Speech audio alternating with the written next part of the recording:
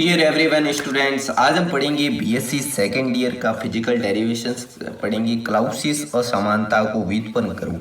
तो क्लाउसियस असमानता का जो डेरिवेशंस है उसको हम दो पार्ट में डिवाइड करेंगे, अनुत्क्रमणीय प्रक्रम के लिए और उत्क्रमणीय प्रक्रम के लिए। उसके बाद इसकी असमानता क्या उसमें डिफरेंस है वो हम निकालेंगे। तो सबसे पहले उत्क्रमणीय चक्रीय प्रक्रम के लिए तो हमें बताया कि उत्क्रमणीय चक्रीय प्रक्रम के लिए समाकलनीय मान होता है ऊष्मा अपन ताप के रूप में, तो dq अपॉन dt होता है वो शून्य होता है। ठीक है, इसको इक्वेशन नंबर फर्स्ट दे दी। तो हमें रिवर्सिबल के लिए क्या होता है, E cycle is equal to dq upon dv reversible upon t is equal to शून्य। इसको हमने इक्वेशन नंबर 2 दे दी है ना। तो ये हमने निकाल दिया। तो देखिए सबसे पहले तो ये हमने निकाला उत्क्रमणीय चक्रीय प्रक्रम के लिए। ठीक है, अब हम निकालेंगे अनुत्क्रमणीय चक्रीय प्रक्रम के लिए। तो अनुत्क्रमणीय चक्रीय प्रक्रम के लिए क्या होता है कि शून्य से कम ही होगा, है ना।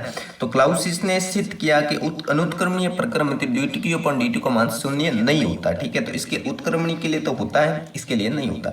तो इसका भी समाकलनीय मान होगा dq अपॉन dt उससे बड़ा होगा शून्य। ठीक है, इसको हमने क्वेश्चन नंबर 3 दे दिया और इसके लिए तो होगा शून्य। ठीक है, उत्क्रमणीय के लिए, इसके लिए नहीं होगा।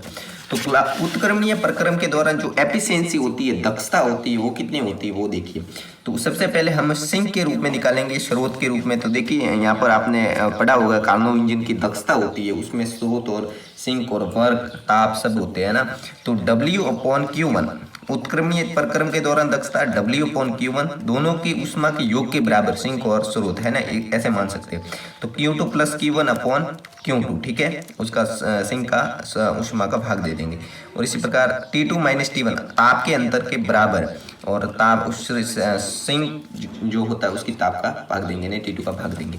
तो ये आपको याद रखना है, W upon Q1 is equal to Q2 plus Q1 ऊष्मा के तो योग के बराबर होता है और अपॉन Q2 और ताप के अंतर के बराबर होता है। ये किसके लिए होता है, उत्क्रमणीय प्रक्रम के दौरान दक्षता है, एफिशिएंसी है। ठीक है, अब निकालेंगे अनुत्क्रमणीय प्रक्रम के दौरान दक्षता। तो अनुत्क्रमणीय प्रक्रम के दौरान दक्षता क्या होती है, यहाँ पर W अपन Q1 था, तो इसके लिए हम लेंगे W अपन Q2। जो ऊष्मा होती है वो तो इसके बराबर ही होती है, उसके योग के बराबर ही होती है। जैसे कि Q2 plus Q1 by Q2 था, तो इधर भी Q2 plus Q1 by Q2 ही होगा। परंतु जो ताप का अंतर होता है वो ऊष्मा के अंतर से अनुत्क्रमणीय प्रक्रम के दौरान ज्यादा हो जाता है ना, यानी कि T2 minus T1 by T2। ठीक है, ये ज्यादा होगा। इसी प्रकार जैसे ये शून्य बड़ा होता है अनुत्क्रमणीय चक्रीय प्रक्रम के लिए, तो इसके लिए अनुत्क्रमणीय प्रक्रम के दौरान दक्षता में ताप का मान भी ज्यादा होता है। तो ताप का मान कितना ज्यादा होता है, उसमें असमानता कितनी होती है वो हमें फाइंड करनी है। ठीक है, तो देखिए यहाँ पर देखिए Q2 का भाग Q2 में दिया 1 आया, प्लस Q1 बाई क्या हो जाएगा Q2, इससे हमेशा क्या होगा, बड़ा होगा। T2 का भाग T2 में दिया 1 आया, माइनस T1 बाई T2 हो जाएगा। ठीक है, 1 प्लस Q1 बाई Q2 से बड़ा होगा 1 माइनस T1 बाई T2।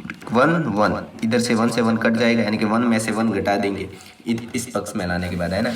तो मतलब कहने का मतलब अब हमारा मान कितना आएगा, Q1 बाई Q2 से ग्रेटर देन होगा माइनस T1 बाई T2। ये किसके लिए, अनुत्क्रमणीय प्रक्रम के दौरान दक्षता है। ये उत्क्रमणीय प्रक्रम के दौरान दक्षता तो हमने ये आपको याद रखनी है। ठीक है, इसके आधार पर हम उत्क्रमणीय प्रक्रम के दौरान दक्षता का जो अंतर है वो निकाला। इसके लिए शून्य हमेशा बड़ा होता है अनुत्क्रमणीय, और इसके लिए हमेशा शून्य ही होता है। ठीक है, तो देखिए Q1 बाई Q2 है, ये माइनस का इधर लाने के बाद प्लस का हो जाएगा, तो इसको हम शून्य के बराबर लिख सकते हैं। तो यानी Q1 by Q2 plus T1 by T2 is equal to शून्य, ये लिख सकते हैं। ठीक है, तो यहाँ पर देखिए किसी भी चक्रीय प्रक्रम के द्वारा जो अनुत्क्रमणीय हो या उत्क्रमणीय हो, किसी भी चक्रीय प्रक्रम के द्वारा अनेक समतापी प्रक्रियाएं होती हैं, अनेक समतापी प्रक्रियाएं होती हैं। तो समीकरण में Q2 अपॉन Q अपन T का योग शून्य से कम ही होगा। जो समीकरण में Q अपन T का योग होता है ना वो शून्य से कम ही होता है। तो dq अपन dt हमेशा से 0 बड़ा होगा। ये समीकरण क्लाउसियस असमानता दर्शाती है, यानी कि किसके लिए दर्शाती है, ये दर्शाती है अनुत्क्रमणीय प्रक्रम हेतु। तो thanks for watching the videos, मिलते हैं नए वीडियोस के साथ, तब तक के लिए धन्यवाद। वीडियो पसंद आए तो अपने साथियों के साथ शेयर करना ना भूलें, और ऐसे ही वीडियोस के लिए चैनल को सब्सक्राइब जरूर कर देना।